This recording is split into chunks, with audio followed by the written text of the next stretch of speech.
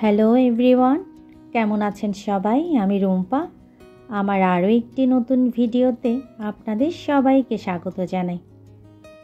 আজ আমার বারান্দার জবা ফুল গাছে অনেক জবা ফুল ফুটেছে, প্রায় ৮-১০টার মতো। তো আমার ছেলে সবগুলো ছিঁড়ে নিয়ে এসেছে। তো বড় একটি বাটিতে পানি দিয়ে ফুলগুলো সাজিয়ে রেখে দিয়েছে। তো দেখতে তো খুব ভালো লাগছিল। তো বললাম, আমাকে ডাকনি কেন? আমি একটু গাছেই দেখতাম ফুলগুলো। তো বললো, আমি তোমার জন্য নিয়ে এসেছি।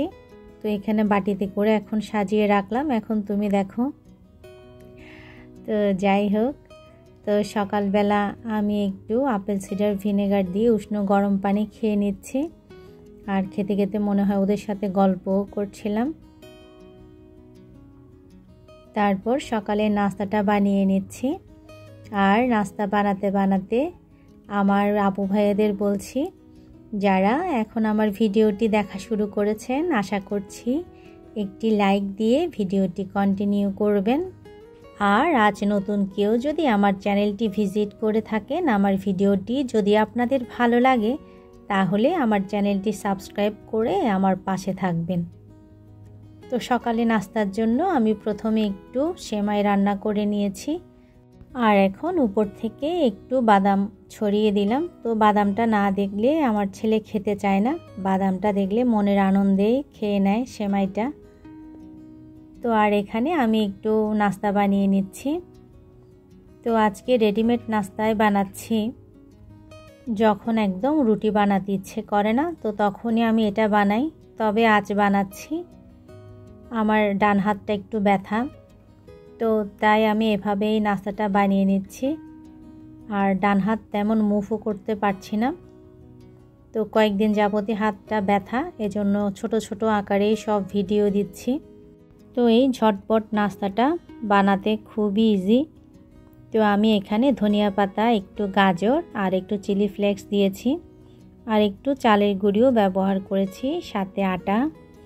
তো এভাবে করলে একটু মচমচা হয়, খেতেও ভালো লাগে। তো ওদেরকে দিয়ে দিয়েছি নাস্তা, আর এটা গরম গরম খেতেই বেশি ভালো লাগে। তো এবার আমার জন্য রেডি করে নিচ্ছি। আর গতকাল একটা পুডিং বানিয়েছিলাম, তো পুডিংটাতে চিনি খুবই কম দিয়েছি। তো এটাই আমার সকালের নাস্তা আজকে। তো আর এদিকে রান্নার প্রিপারেশনে চলে এসেছি, একটু শাক ধুয়ে নিয়েছি। তো আজকে রান্না করব পাট শাক। তো আমার ছেলে আমার সাথে সব কাজ করছে আজকে রান্নাঘরে। তো ও রসুন ছেঁচে দিয়েছে আমাকে, আর এখন পেঁয়াজ কেটে দিচ্ছে ওর মতো করেই। তো আমিও কিছু বলছি না, জাস্ট হাতটা যাতে না কাটে এজন্য একটু খেয়াল রাখছি ওর দিকে। আর এই যে দেখেন, রসুনের খোসা ছাড়িয়েছে সে নিজেই, একটু মেসি করেছে, তবে পরিষ্কারও সে নিজেই করেছে। তো পেঁয়াজ আর রসুন কেটে দেওয়ার পর আমাকে ও শাকটাও কেটে দিচ্ছে। তো বলছে, তোমার কিছু করার দরকার নেই, আমি করে দিচ্ছি, তুমি শুধু রান্না করো। তো খুব উৎসাহ নিয়েই আমার সাথে আসলে সব কাজ করছে। আসলে আপনার অসুস্থতায় পরিবারের মানুষজন যদি না বুঝে আপনি কোন পরিস্থিতিতে আছেন, তাহলে তো আপনার দুঃখের কোনো কিন্তু শেষ নেই। তো আমার ছেলে খুব ভালোভাবে বুঝতে পারছে বা উপলব্ধি করেছে যে আমি কোন পরিস্থিতিতে আছি। তো এজন্যই বলতে গেলে 2 দিন যাবৎ সব কাজই আমাকে করে দিচ্ছে। ও ওর খেলার ছলেই বলতে পারেন মনের মতো করেই সব কাজ করছে। আমি একটু একটু শুধু বলে দিচ্ছিলাম কিভাবে কি করবে। তো আমি এদিকে শাকের জন্য এখানে ছোট ছোট করে দেশি আলু কেটে নিয়েছি, আর একটু ডাল, শুকনো পেলন ডাল। তো এটা আমি একটু সিদ্ধ হতে বসিয়ে দিয়েছি। আমরা গতানুগতিকভাবে যেভাবে খাই সেভাবে আমি পাট শাকটা রান্না করছি। তো ওগুলো সিদ্ধ হতে বসিয়ে দিয়ে মাঝখানে আমি একটু মাছও কেটে নিয়েছি। তো আমার ছেলে কাজ করছে, তো ওকে খুশি করার জন্যই আসলে মাছগুলো কেটেছি। গতকালই নিয়ে এসেছিল, কাটা হয়নি। তো খুব পছন্দ করে পুঁটি মাছ ভাজি। তো আজকে একদম শর্টকাটে রান্নাবান্না সব করছি। তো আমার শাকটাও এদিকে হয়ে গিয়েছে, আর একটু পরেই আমি এটা বাগার দিয়ে দেব। তো মাছগুলো আমি ম্যারিনেট করে রেখেছি, আর এখানে এখন ভাজিতে বসিয়ে দিচ্ছি। তো মানে যত শর্টকাটে পারা যায় মানে সেভাবেই করছি, যেটা আমার জন্য মানে ইজি হয়। তো মাছগুলো কাটতে আমার বেশ কষ্টই হচ্ছিল।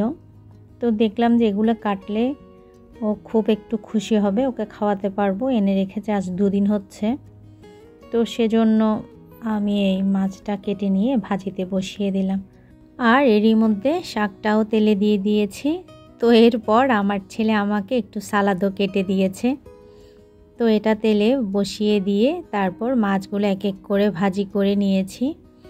আর আজ ভিডিওর এ পর্যায়ে এখনও যারা আমার সাথে আছেন আপনাদেরকে জানাই অসংখ্য ধন্যবাদ। সবাই ভালো থাকবেন পরিবার নিয়ে। দেখা হচ্ছে আমার নেক্সট ভিডিওতে।